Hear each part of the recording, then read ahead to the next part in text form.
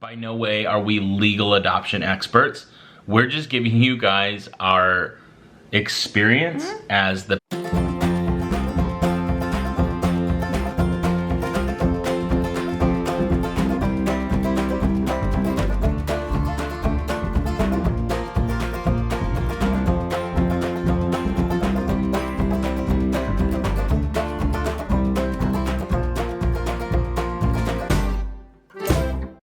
you guys, I am gonna throw on a little addendum to Philip already ending the vlog, but I was thinking of if I was watching these vlogs, what would I want? So if people aren't interested in the actual process of adoption, you guys can just come back tomorrow.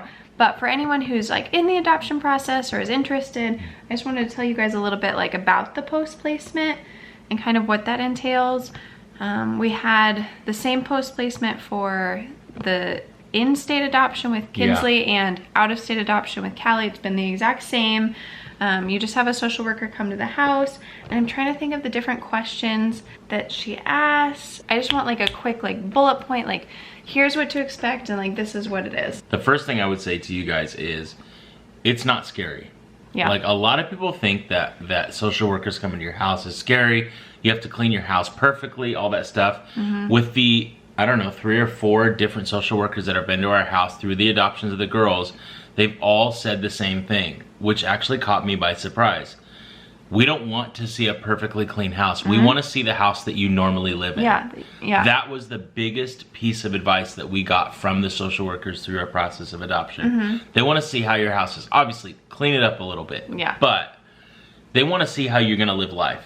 Yeah, like they're okay if there's a basket of laundry sitting in your living room because you haven't had a chance to fold it. Like they're not judging you because of that. They want real people. Is it a safe environment? Is it a safe environment? Is what they're looking at. Is it? Which you've already had a home study before the adoption, so they already know it's a safe environment. It's just to make sure. It's just to make sure that the child is taking well to the new parents.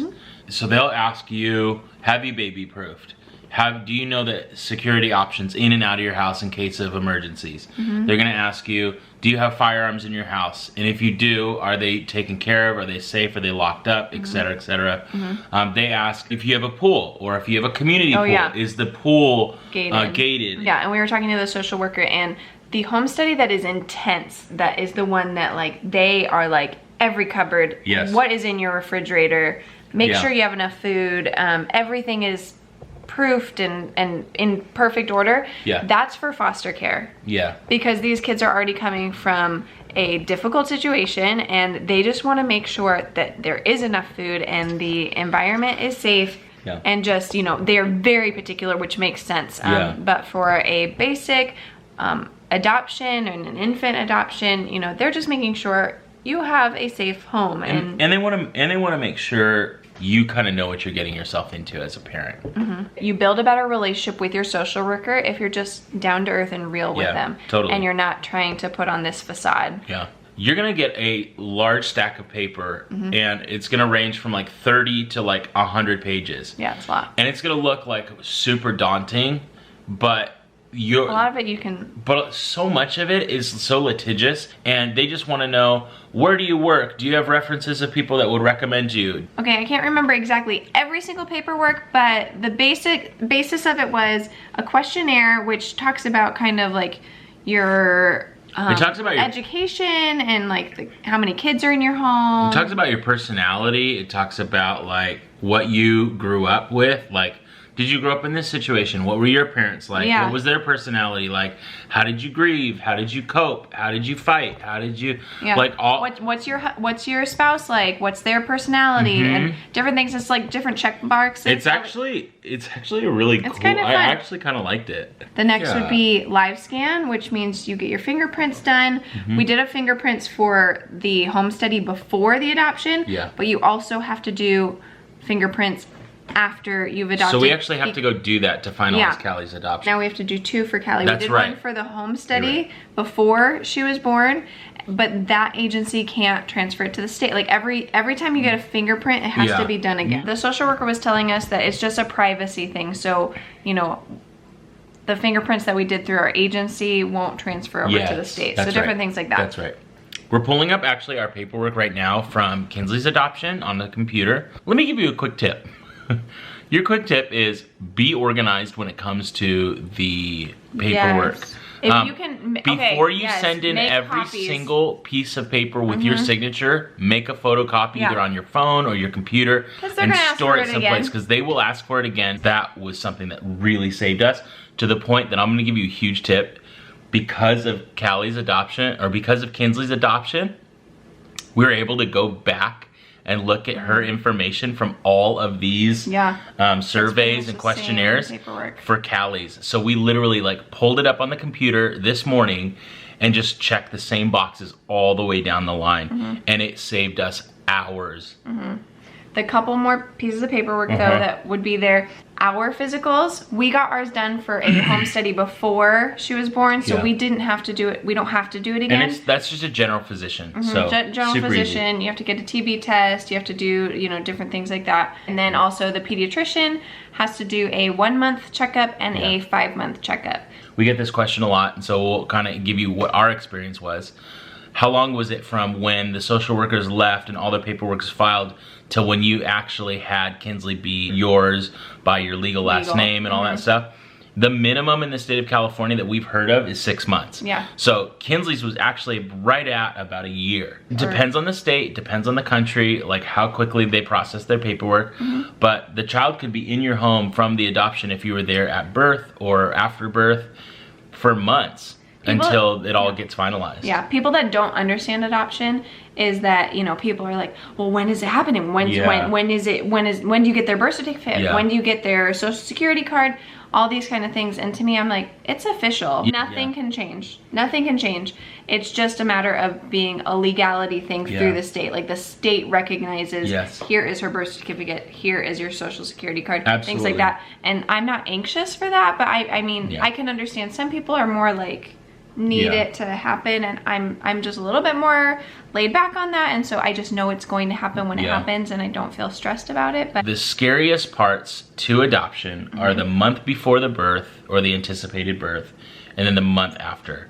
And here's why. The birth mom can choose to parent like anywhere in the process before that baby is born up till, in some cases, 10 to 14 days after the baby's been born. California is a 30-day. California has 30 days where a birth mom can choose to change her mind. Our birth mom with Kinsley, she signed a paper that waived those 30 days, but you know, different states have different laws. Right.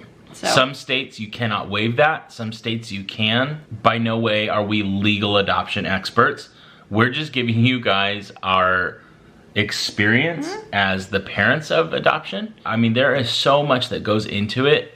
Let me just encourage you, like, don't be afraid of adoption. Don't be afraid of the paperwork. Don't even be afraid of the finances.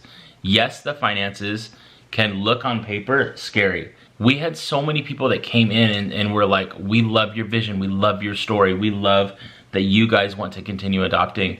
We want to help you with that. This is an opportunity for your community to come together and bond around you. And if you guys are in the process or want to adopt, I would just go and find people that you know. I was just gonna say that have adopted and just become their friend. Like take them out to lunch. Find someone who has gone before you. Build a relationship with them and then let them tell you what was hard for them. And something that was hard for one couple might have been really easy for another. Like paperwork might have been really hard for some other couples, where for us it wasn't that hard. Right. I have a friend of mine that she literally had to send in the same paperwork over and over and over again because they just kept losing the paperwork. Her daughter and Kinsley are about like a month apart, and we pretty much finalized at the same time, surprisingly, even though ours, we just submitted a paperwork, it was done. Exactly. Poor thing. But because she stayed organized, it was the only thing that's organization is the key. So binder. You keep get a binder. Get a binder. Or an accordion or something. Get a folder on your computer, put it on a flash drive. I mean, guys, the organization of all of this is going to keep you from losing your mind. I hope that was helpful, talking about a little bit about post-placement. We'll have more videos on different parts of the adoption. The most exciting part, though, of the adoption, holding that child in your hand going, like, I've worked so hard for you. I love you so much. And it's just a beautiful, beautiful process of sacrifice and love for that child. And in our world, it's also sacrifice and love for birth mom, because we are so appreciative. Every time we sign something for these girls' adoptions, we are reminded of that love and sacrifice that they had, because knowing that they both were in situations where they couldn't parent. And they said, you know what, Philip and Alex, you guys are the couple that we really, really, really want for our girls. And so that was the most meaningful part to us.